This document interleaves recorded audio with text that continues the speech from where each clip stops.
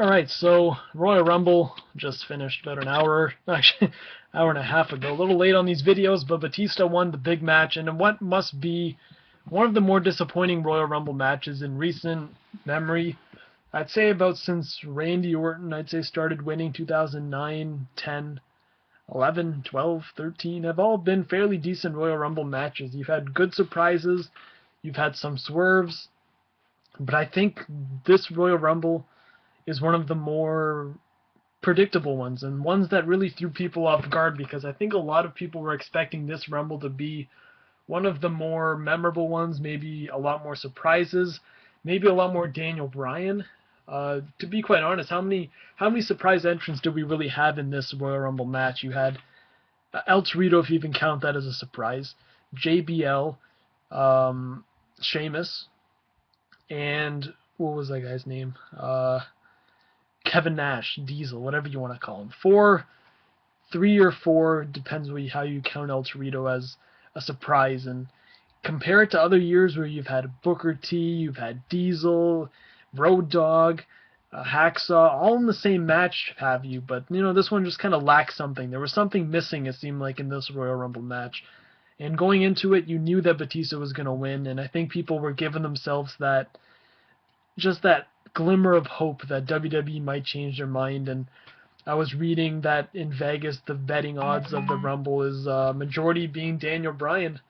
And, when a wrestler says something, you always have to double think it. I know Jericho's been tweeting pretty much just making it obvious that he's going to be in the Rumble match. And hey, he wasn't in the Rumble match. He was in Pittsburgh. No sign of Chris Jericho.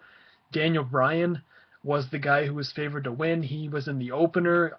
All signs pointed towards that he was going to be maybe number 30 and surprise everyone, win the whole thing, go to WrestleMania, win the title. Everyone was happy ever after.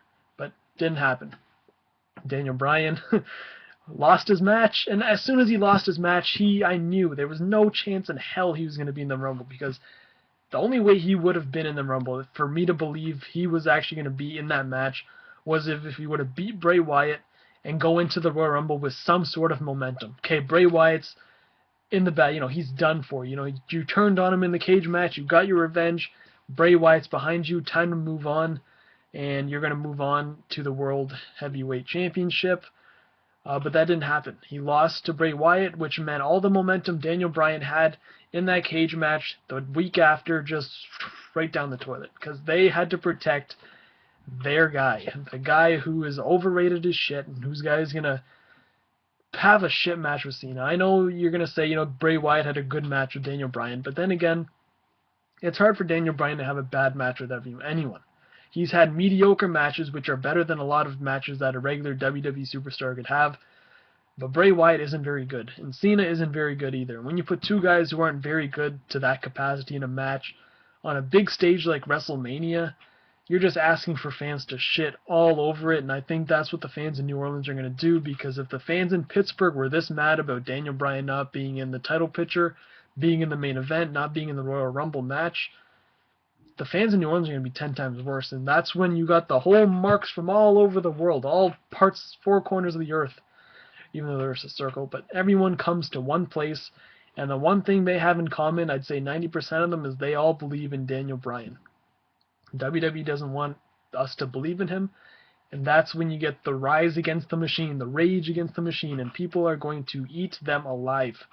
Just like they ate Cena and Orton alive in their match, people don't give a shit. They just shit all over it from top to bottom, beginning to end, and it was hilarious to me, but I feel bad for Orton, I feel bad for Sheamus, because those guys always get the heat of the fans just because the WWE doesn't give them what they want.